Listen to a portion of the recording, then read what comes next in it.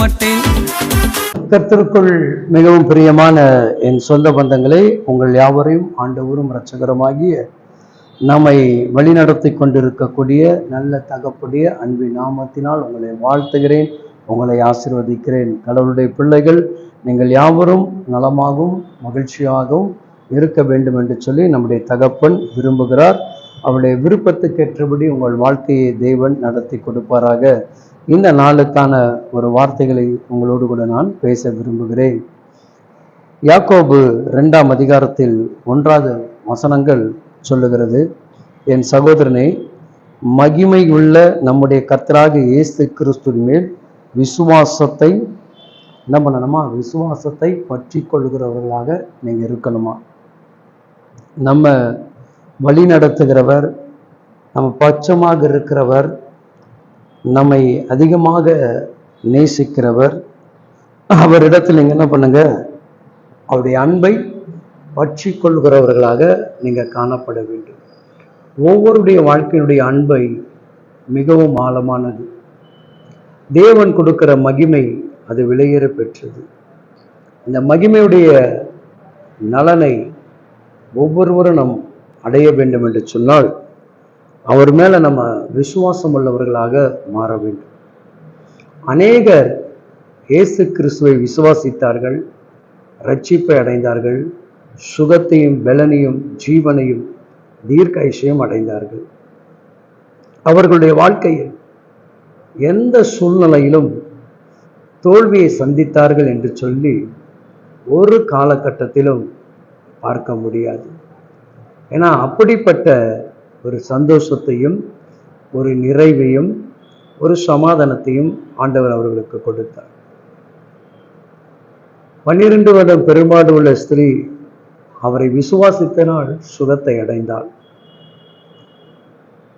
திமிர்வாதக்காரன் அவர் மேல விசுவாசம் உள்ளவனா சுகத்தை அடைந்தான். சகேவு கடவுளை விசுவாசித்தினால் ரட்சிப்பை அடைந்தான்.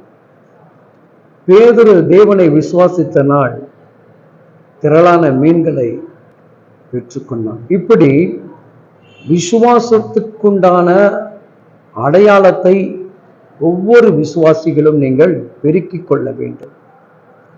பிறவி குருடன் கர்த்தரை விசுவாசித்தான், அதனால் பெரிய நன்மைகளை அடைந்தான். குஷ்டரோகிகள் கர்த்தரை விசுவாசித்தார்கள், சுகம் அடைந்தார்கள்.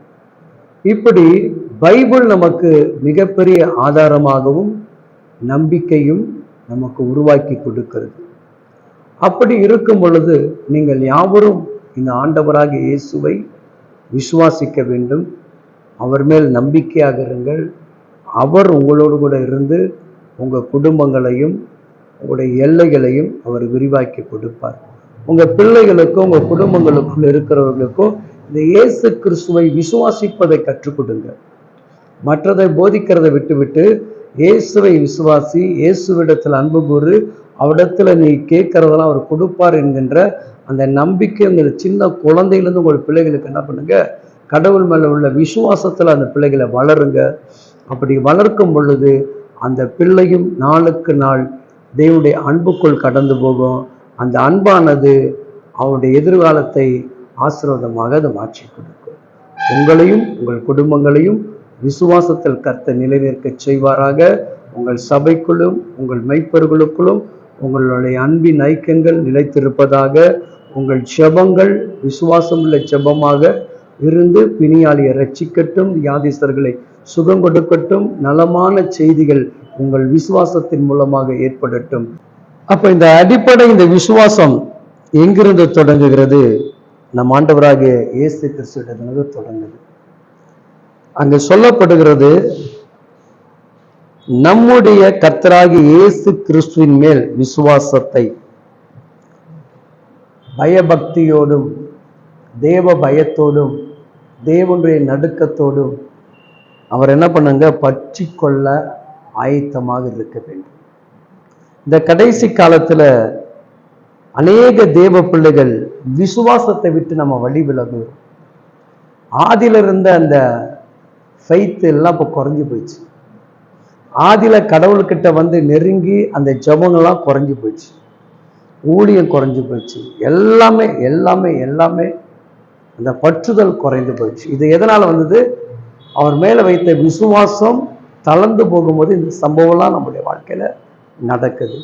என் அன்பு தெய்வ பிள்ளைகளே, கடவுள் மேல வைத்த அந்த விசுவாசத்தை ஒருபோதும் இழந்துடாதீங்க. கடுகளும் விசுவாசம் உள்ளவன் இந்த மலையை பார்த்து பெய்து போனால் போகும் என்கின்ற அருள் வார்த்தை நமக்கு கொடுத்திருக்கிறார். அந்த வார்த்தைக்கு ஏற்றபடி உங்கள் நடத்தைகள், உங்களுடைய செயல்பாடுகள் கிறிஸ்துவுக்குள் பிரியமாக காணப்படட்டும்.